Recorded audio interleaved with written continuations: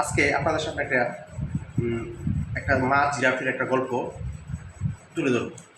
মা জিরাফ যখন প্রসবের সময় প্রসব করতে হয়, যখন নতুন বেবি বাচ্চা জন্ম দিবে, যখন ল্যান্ড করে, তখনই মা জিরাফ জুড়ে একটা লাথি মারে।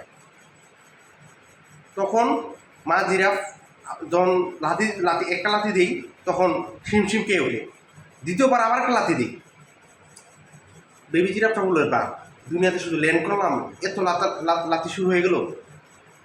আবার একটা লাথি দিই, লাথি দেওয়া তখন বারবার যখন লাথি দিতেছে, তখন সে যে একটা অবস্থা শুরু হয়েছে আমার, যে আমি তো এভাবে থাকা যাবে না, আমাকে এখান থেকে দৌড়াই দিতে হবে। বেবি জিরাফ চিন্তা করতেছে। তখন আবার কি করলো, আবার একটা লাথি দিল। তখন লাথির এত জোরে লাথি দিতেছে, বেবি জিরাফ এখান থেকে দৌড় না দিই, তাহলে তার জীবন সম্পন্ন হয়ে যেত।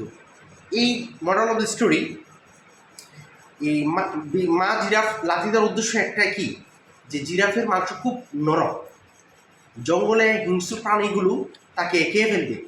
সে যদি উঠে না দৌড় দেয়, তাহলে তাকে খেয়ে ফেলবে। এজন্যই এই লাথিগুলো তার প্রয়োজন ছিল। অনুরূপভাবে আমাদের জীবনের প্রত্যেক হিসাবে লাথির দরকার আছে। মানব জীবনে আমাদের প্রত্যেক হিসাবে আমাদের লাথি দরকার আছে।